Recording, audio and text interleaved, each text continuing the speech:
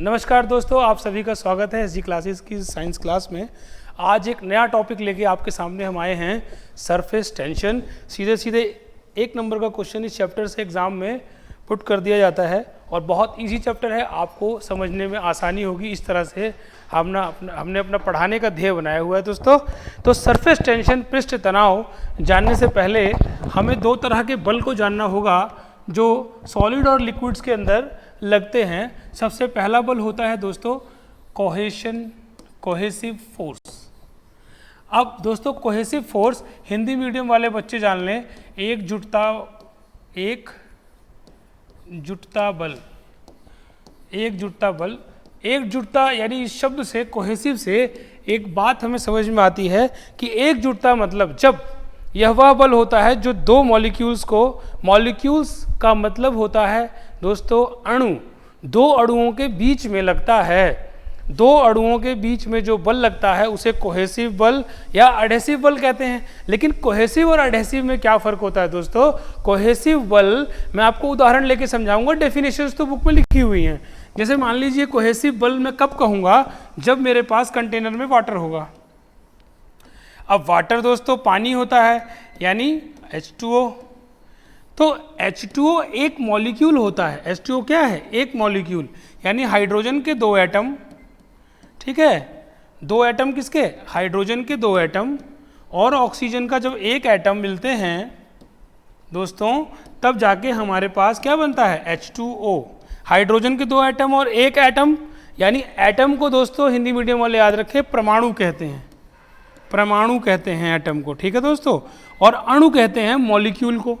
तो जब दो एटम डिफरेंट तत्वों के दो परमाणु, अलग अलग तत्वों के दो परमाणु मिलकर एक मॉलिक्यूल बनाते हैं यानी अणु बनाते हैं, तो मेरे पास एक अणु आ गया H2O। ऐसे ही काफ़ी सारे H2O। पानी को H2O क्यों बोलते हैं? क्योंकि H2O वह अणु है जिनसे मिलकर पानी बनता है।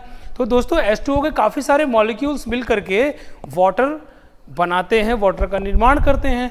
तो वह बल जो H2O, ये भी H2O, बहुत सारे होंगे, तो जो दो अणुओं के बीच में जो बल लगता है उसी बल को हम क्या कहते हैं?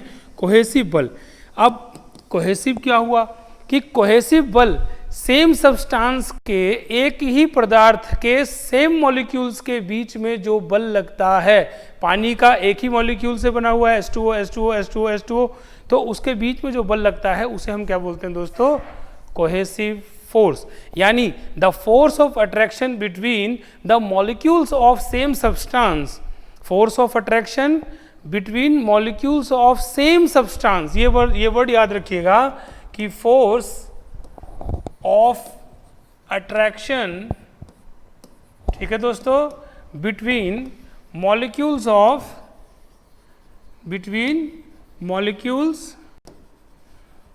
Of same substance. ठीक है दोस्तों, यानी मॉलिक्यूल्स ऑफ, यहाँ पर सेम लिख देते हैं।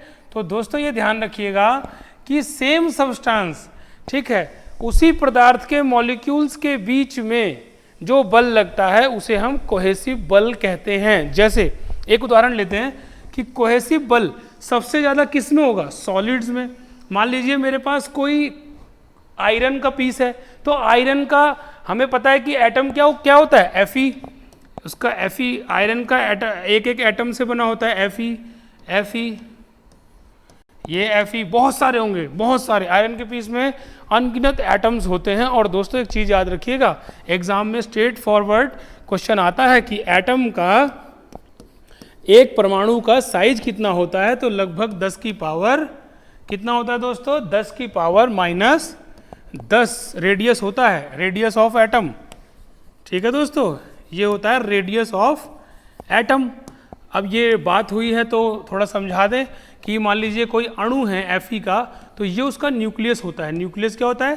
केंद्र। ठीक है दोस्तों, ये उसका केंद्र होता है और ये पूरा एक अणु होता है। अणु के किनारे किनारे ऑर्बिट्स होती हैं, यानी कक्ष होते हैं। अपने कक्ष में इलेक्ट्रॉन्स घूमते हैं। ठीक है दोस्तों, इलेक्ट्रॉन्स घूमते हैं। तो जो पूरे एटम का साइज है, यहाँ से लेकर यहाँ तक का रेडियस, वो होगा 10 की पावर -10। ठीक है दोस्तों, मीटर यानी 10 की पावर -10 देखते ही आपके दिमाग में आना चाहिए 1 एंगस्ट्रॉम। मैंने आपको यूनिट्स में पढ़ाया था 10 की पावर -10 क्या होता है, 1 एंगस्ट्रॉम। तो न्यूक्लियस का रेडियस भी एग्जाम में पूछ लेते हैं, तो आप ध्यान रखिए कि radius of nucleus of an atom, किसी परमाणु के स्ट्रेट फॉरवर्ड आता है एटम। अलग अलग एटम का अलग अलग होता है, पर अप्रॉक्सीमेट वैल्यू जो होती है वो यही होती है। एवरेज 10 की पावर -10 और 10 की पावर -15, यानी ये और छोटा हो गया, न्यूक्लियस और छोटा हो जाता है। और परमाणु जो होता है वह उस पदार्थ, उस तत्व का सबसे छोटा भाग होता है। Smallest part of an element, उस तत्व का सबसे छोटे भाग को हम परमाणु कहते हैं, जो रासायनिक क्रिया में भाग लेते हैं, which can take part in chemical reaction. ठीक है। अब दोस्तों मैं देखूं कि अगर मेरे पास लोहे की एक प्लेट थी तो इसके बीच में कौन सा बल लग रहा है, कोहेसिव बल। क्यों कोहेसिव बल इसलिए लग रहा है दोस्तों इनके बीच में, क्योंकि एक ही सब्सटेंस के सेम एटम है, ये सेम एटम।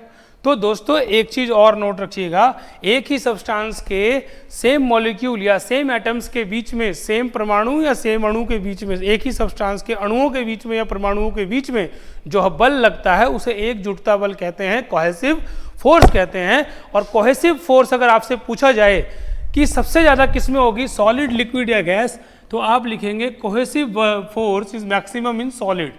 कोहेसिव फोर्स, यानी ये भी पूछ सकते हैं solids are solids due to solid. सॉलिड क्यों होते हैं, क्यों सॉलिड होते हैं, लोहा सॉलिड क्यों होता है, लकड़ी सॉलिड क्यों होती है, तो solids are solids due to cohesive force between, उनके अणुओं के बीच में जो कोहेसिव फोर्स लगती है इस वजह से वह सॉलिड, और उनकी फिक्स्ड शेप भी इसी वजह से होती है। तो दोस्तों cohesive force is maximum in solids, is maximum यानी कि अधिकतम, मैक्सिमम इन सॉलिड्स। और दोस्तों ड्यू टू विच, जिसके कारण, due to which solids have fixed shape, यानी जिसकी वजह से सॉलिड्स की शेप फिक्स्ड होती है। सॉलिड्स हैव फिक्स्ड शेप, यानी सॉलिड्स ऐसा थोड़ी है कि आप अगर किसी लोहे की प्लेट को बाल्टी में डाल दोगे तो वो पानी की तरह शेप चेंज कर लेगा, नहीं। क्यों, क्योंकि कोहेसिव फोर्स बहुत ज़्यादा है, उसके अणुओं ने, उसके परमाणुओं ने उस वस्तु को एक दूसरे परमाणुओं ने, अणुओं ने एक दूसरे को बहुत ज़्यादा बल से खींच रखा है, इसीलिए वह फैलते नहीं हैं, इसीलिए वह अपना आकार नहीं बदलते, शेप नहीं बदलते, साइज नहीं बदलते। क्यों, due to cohesive force. Exam में सीधे सीधे क्वेश्चन आएगा, solids are solids due to एकजुटता बल यानी कोहेसिव फोर्स। सॉलिड्स की फिक्स्ड शेप होती है ड्यू टू एकजुटता बल, कोहेसिव फोर्स ऑफ अट्रैक्शन। देखिएगा दोस्तों, अब कोहेसिव फोर्स मिनिमम किस में होगी, तो कोहेसिव फोर्स मिनिमम सबसे कम किस में होती है, इन गैसेस। तो दोस्तों इन गैसेस यानी कि जो गैसेस होती हैं, अलग अलग गैसें होती हैं, उनमें कोहेसिव बल कम होता है, इसीलिए तो गैस फैलती है, इसीलिए तो गैस फैलती है, क्योंकि उसके अणु बहुत दूर दूर होते हैं एक दूसरे से। उसके अणु दूर दूर क्यों होते हैं दोस्तों एक दूसरे से, क्योंकि कोहेसिव फोर्स यानी एकजुटता बल बहुत कम होता है उसके अणुओं के बीच में। अब मान लीजिए मैं आपको जोर से पकड़ के बैठा रहूँगा तो आप हिल नहीं पाएंगे, लेकिन अगर मैं आपको लूज पकड़ूंगा तो आप छूट के भाग जाएंगे। तो यही है, अणु एक दूसरे को बहुत तेजी से, बहुत ज़्यादा ताकत से पकड़ के रखते हैं, फोर्स ऑफ अट्रैक्शन बहुत ज़्यादा होता है। That is why solids are solid, इसी वजह से सॉलिड होते हैं और उनका एक फिक्स्ड शेप होता है। ठीक है दोस्तों, और गैसेस का फिक्स्ड शेप इसलिए नहीं होता क्योंकि उसमें कोहेसिव यानी एकजुटता बल, फोर्स ऑफ अट्रैक्शन बिटवीन उनके मॉलिक्यूल्स के बीच में फोर्स ऑफ अट्रैक्शन बहुत कमज़ोर होता है। अब दोस्तों मैं आपको बताऊं कि एडहेसिव फोर्स क्या होती है, और आमतौर पर आपने ये शब्द बहुत बार सुना होगा, एडहेसिव फोर्स। और ये आपके घर में रखी हुई वस्तुओं के ऊपर लिखा होता है एडहेशन, लेकिन आपने शायद ध्यान नहीं दिया होगा। इसको कहते हैं चिपकने वाला बल, इसे कहते हैं चिपकने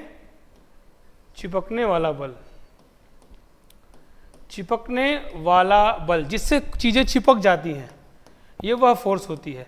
तो जब वह एक ही सब्सटेंस के सेम परमाणु या अणुओं के बीच में बल लगता है उसे कोहेसिव फोर्स कहते हैं। लेकिन जब डिफरेंट यानी अलग अलग पदार्थों के अणुओं के बीच में जो बल लगता है उसे हम क्या कहते हैं दोस्तों? उसे हम कहते हैं अडहेसिव बल, यानी फोर्स ऑफ अट्रैक्शन,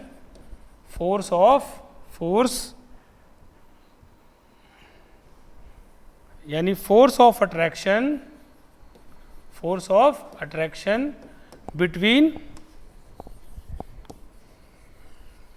molecules यानी अणु, दोस्तों अणु यानी मॉलिक्यूल्स ऑफ डिफरेंट सब्सटेंसेस। अब देखिए इसका एग्जांपल मैं आपको देता हूँ।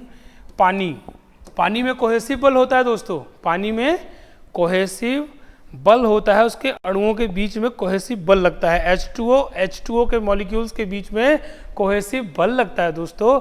लेकिन अगर उसी पानी को मैं हाथ में लेता हूं तो आप महसूस करिएगा कि आपका हाथ कुछ चिपक रहा है, हल्का सा चिपकेगा, बहुत हल्का सा। क्यों?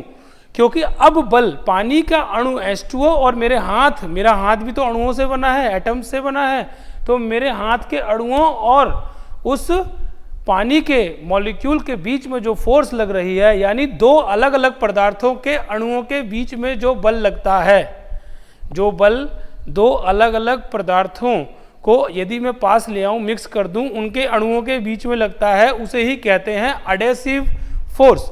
यानी अब देखिए इसी फोर्स के कारण चीजें चिपकती हैं।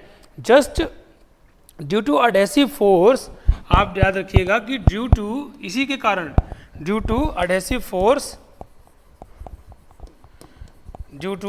force one body sticks on another, one body sticks on another। एक बॉडी यानी आप देखिए एक बॉडी दूसरी बॉडी पे चिपकती है, किस वजह से? मान लीजिए पोस्टर चिपकाना है, स्लिप चिपकानी है, पेपर चिपकाना है, तो कैसे चिपकाइएगा? आप फेविकोल लेते हैं, फेविकोल को उस पर लगाते हैं और फिर उसे दीवार पे चिपकाते हैं, पेपर पे चिपकाते हैं। अब दोस्तों फेविकोल क्या होता है? आप फेविकोल पे कभी आपने ध्यान से पढ़ा होगा, एडहेसिव शब्द लिखा होता है, एडहेशन लिखा होता है, क्योंकि जब उसे आप किसी लेयर पे लगाते हैं तो उस लेयर के मॉलिक्यूल और एडहेशन यानी उस फेविकोल के मॉलिक्यूल के बीच में जो फोर्स लगती है उसी को हम चिपकने वाला बल यानी एडहेसिव फोर्स कहते हैं। और कोई वस्तु एडहेसिव फोर्स के बिना चिपक नहीं सकती, एडहेसिव बल के बिना, चिपकने वाले बल के बिना कोई वस्तु चिपक नहीं सकती। तो जितनी भी चीज़ें चिपकती हैं, या एग्जाम में जो भी चिपकने वाला एग्जाम्पल आएगा कि one body sticks on another body due to, आप लिखेंगे एडहेसिव फोर्स, और हिंदी मीडियम वाले चिपकने वाला बल याद रखेंगे। अब दोस्तों जो इस चैप्टर का थीम है सरफेस टेंशन, हम उसे समझने का प्रयास करेंगे कि पृष्ठ तनाव क्या होता है। दोस्तों मैंने आपको जब लॉज ऑफ मोशन कराया था, यदि आपने वो वीडियो नहीं देखा है तो एक बार और ध्यान से देखिएगा। जब मैंने आपको लॉज ऑफ मोशन पढ़ाया था तो उसमें मैंने आपको इनर्शिया पढ़ाया था, जड़त्व का नियम पढ़ाया था, और मैंने कहा था कि जड़त्व क्या होता है। जड़त्व मेरी या किसी भी वस्तु की ये प्रॉपर्टी होती है, उसका गुण होता है कि वह लगने वाले बल का विरोध करता है, वह लगने वाले बल का विरोध करता है। यानी गाड़ी जब ब्रेक लगती है तो हम आगे को झुक जाते हैं, यानी हमारी बॉडी विरोध कर रही है उस ब्रेक का, उस बल का विरोध करती है। अगर घोड़ा एकदम से चलने लग जाता है तो घुड़सवार पीछे की ओर झुक जाता है, क्यों? इनर्शिया मैंने आपको बताया था कि हमारी ही बॉडी का एक गुण होता है, वस्तु का गुण होता है। ऐसे ही दोस्तों सरफेस टेंशन भी लिक्विड्स का गुण होता है।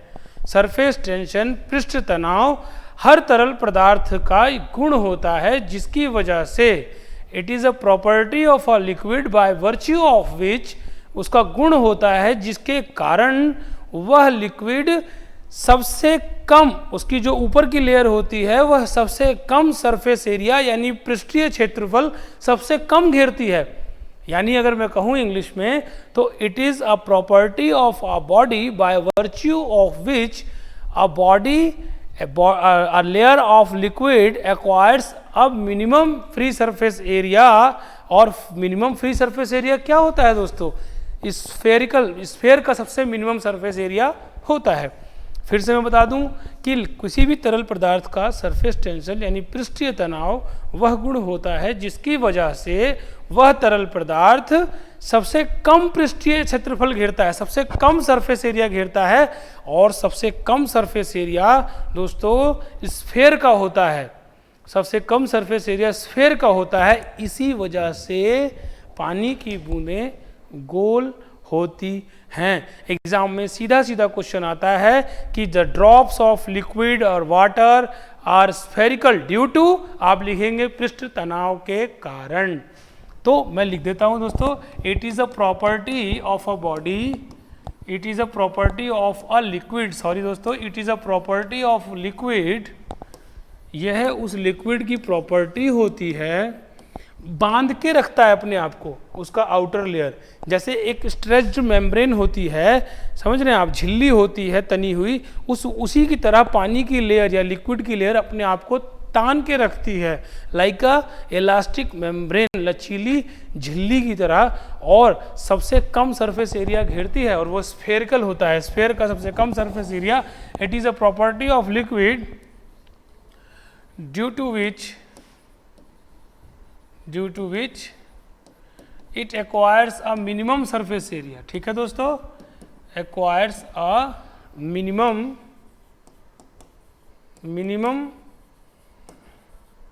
Surface area. ठीक है, मिनिमम सरफेस एरिया। और सरफेस टेंशन, पृष्ठ तनाव, सबसे मिनिमम सरफेस एरिया घेरता है लिक्विड, ये उसकी प्रॉपर्टी होती है। अब दोस्तों सरफेस टेंशन में मिनिमम सरफेस एरिया कौन सा होता है? स्फेरिकल। तो आपको एक एग्जाम्पल के रूप में दिया जाएगा कि ड्रॉप्स ऑफ लिक्विड, बिल्कुल एक क्वेश्चन का, एक नंबर का क्वेश्चन है, एग्जाम में सीधे पूछा जाता है कि ड्रॉप ऑफ लिक्विड्स, या वाटर को पूछ लिया जाएगा, बारिश की बूंदों को पूछ लिया जाएगा कि बारिश की बूंदें गोली क्यों होती हैं, चकोर क्यों नहीं होती, बारिश की बूंदें लीनियर क्यों नहीं होती। तो दोस्तों गोल बूंदें इसलिए होती हैं, कोई भी लिक्विड की बूंद गोल इसलिए होती है क्योंकि वह मिनिमम सरफेस एरिया, उसका ये गुण होता है कि वह न्यूनतम पृष्ठीय क्षेत्रफल घेरती है। तो दोस्तों drop of liquid is spherical. अब आपको बोलेगा ड्यू टू, 4 ऑप्शन देगा, आप लिखेंगे due to surface tension, due to surface tension. अब दोस्तों एक बात याद रखिएगा कि SI unit of surface tension, मैंने आपको यूनिट्स में पढ़ाया था कि SI unit of surface tension यानी पृष्ठीय तनाव क्या होता है। मैंने आपको पढ़ाया था कि सरफेस टेंशन यानी पृष्ठीय तनाव की SI यूनिट होती है न्यूटन बाय मीटर। पढ़ाया था दोस्तों, न्यूटन बाय मीटर। और एक और बताया था आपको, जूल बाय मीटर स्क्वायर। एक और यूनिट होती है इसकी, फोर्स बाय एल। अब दोस्तों ये तीनों ही बातें अलग अलग डेफिनेशन बताती हैं पृष्ठ तनाव की। सबसे पहले बात हमने इसकी कर ली कि फोर्स, कितनी फोर्स लग रही है, जब मैं न्यूटन बाय मीटर की बात करता हूं तो कितनी फोर्स लग रही है पर मीटर ऑफ लिक्विड, वो होता है पृष्ठ तनाव। यानी फोर्स, पहली बात फोर्स न्यूटन बाय मीटर की फोर्स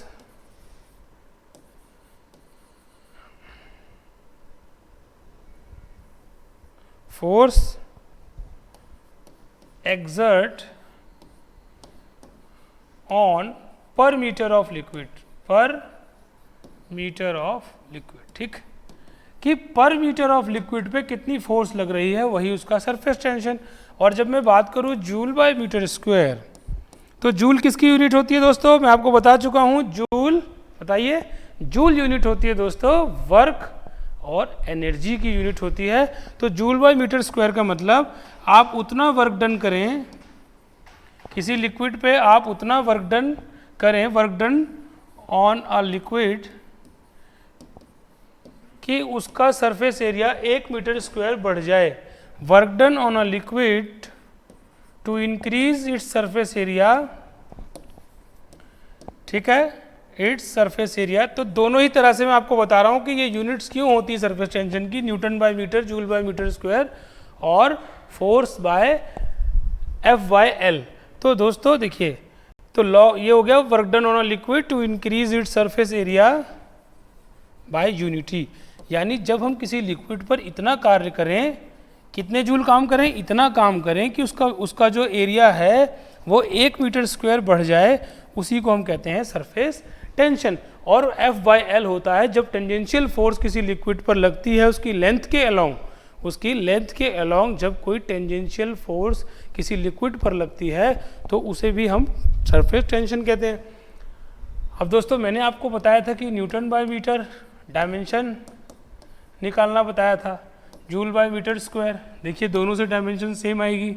न्यूटन क्या होता है दोस्तों, मास इनटू एक्सेलरेशन, एक्सेलरेशन मतलब मीटर बाय सेकंड स्क्वायर। और ये देखिए मीटर नीचे, तो मीटर से मीटर कैंसिल, और ये हुआ हमारा m1 t0 नहीं m1 l0 t -2, ये हुआ इसका डायमेंशन। जब मैं इससे करूँ जूल से तो क्या होता है, वर्क क्या होता है, फोर्स इंटू डिस्प्लेसमेंट, फोर्स हुई मास इंटू एक्सेलरेशन, ठीक है दोस्तों, force into displacement, mass into acceleration, और बाय मीटर स्क्वायर नीचे, मीटर स्क्वायर से मीटर स्क्वायर कैंसिल। यानी देखिए दोनों का डायमेंशन सेम आ गया। अगर वो दोनों यूनिट सरफेस टेंशन की ना होती तो डायमेंशन अलग अलग आता दोस्तों, डायमेंशन मेरा सेम आ गया, मीटर से मीटर कैंसिल, L0 और T -2। तो लीजिए आपका ये रिवाइज भी हो गया डायमेंशन। ये हुई बात सरफेस टेंशन की। अब दोस्तों सरफेस टेंशन के कुछ एग्जाम्पल्स आते हैं, वो आप नोट कीजिएगा। Needle floats on water, needle पानी की सुई वाटर पे तैरती है, क्यों, due to surface tension, due to surface tension. यानी पृष्ठ तनाव के कारण, पानी के पृष्ठ तनाव के कारण ही यदि आप नीडल को, बहुत बारीक नीडल को साफ करके उसके लेयर पर रखेंगे पानी पर तो वो तैरेगी, क्यों, पृष्ठ तनाव के कारण, पानी के पृष्ठ तनाव के कारण वह तैरती है। दूसरा एग्जाम्पल आता है दोस्तों कि सोप बबल यानी जो साबुन का बुलबुला होता है, क्योंकि डिटर्जेंट, जब हम डिटर्जेंट पानी में मिलाते हैं तो साबुन का बुलबुला साइज में बड़ा हो जाता है। यानी अगर पानी की बूंद देखें तो छोटी, लेकिन साबुन का बुलबुला बड़ा हो जाता है, क्यों दोस्तों, क्योंकि डिटर्जेंट मिलाने से, ये भी क्वेश्चन आता है कि डिटर्जेंट मिलाने से सरफेस टेंशन लिक्विड का घटता है।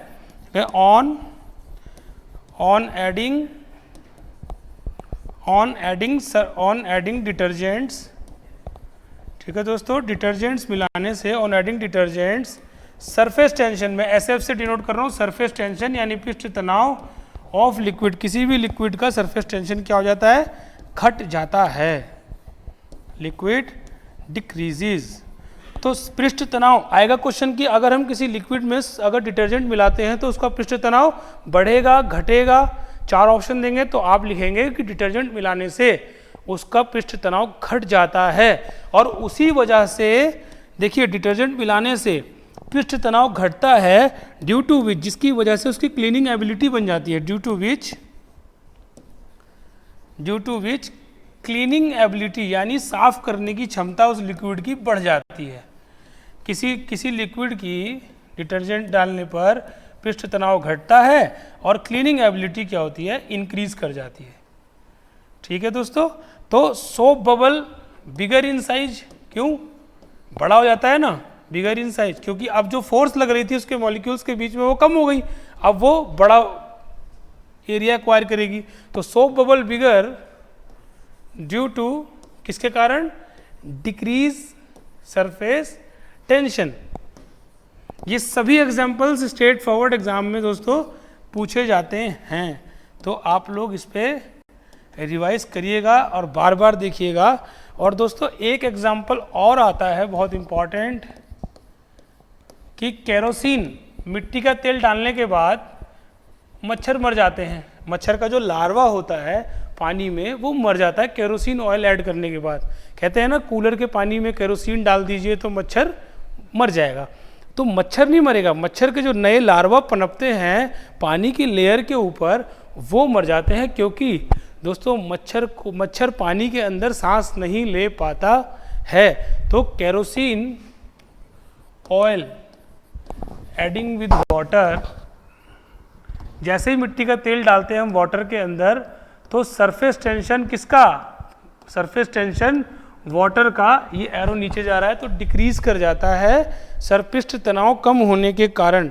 यानी मिट्टी का तेल डालने से पानी का पृष्ठ तनाव कम हो गया तो मच्छर का लार्वा उसमें डूबकर मर जाएगा। मिट्टी का तेल ऊपर तैरता रहता है। अब मिट्टी का तेल ऊपर जब तैरेगा पृष्ठ तनाव कम होने के कारण, जब आप डालते हैं मिट्टी का तेल तो पानी के ऊपर तैरता है, और जब वो पानी के ऊपर तैरता है तो मच्छर का लार्वा उसमें डूबकर मर जाता है, उसको ऊपर नहीं आने देता।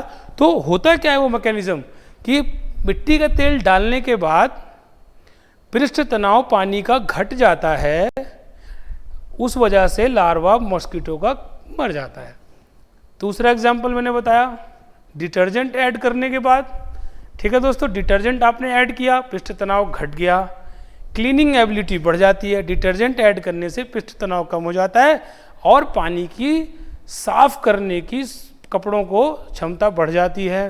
तीसरा हमने क्या एग्जाम्पल लिया कि सोप बबल, यानी सोप बबल वाटर जो हमारे बुलबुला होता है साबुन का, वो बड़ा क्यों हो जाता है, जबकि है तो पानी, तो वो बड़ा क्यों हो जाता है, क्योंकि डिटर्जेंट डलते ही पृष्ठ तनाव कम हो गया, उस वजह से उसने बड़ी शेप ले ली। मगर शेप उसने गोल ही ली, उसने अपना गुण नहीं छोड़ा, बस थोड़ा उसके गुण में कमी आ गई।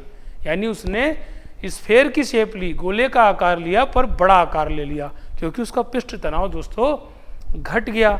तो दोस्तों ये सब एग्जाम्पल थे सरफेस टेंशन के जो डायरेक्टली आपके एग्जाम में पूछे जाते हैं। अब दोस्तों एक और बहुत ही महत्वपूर्ण एग्जाम्पल है, आपसे पूछा जाएगा कि जब आप ठंडा सूप पीते हैं तो ज़्यादा स्वाद नहीं आता और गर्म सूप में ज़्यादा स्वाद आता है। तो गर्म सूप में दोस्तों ज़्यादा स्वाद क्यों आता है?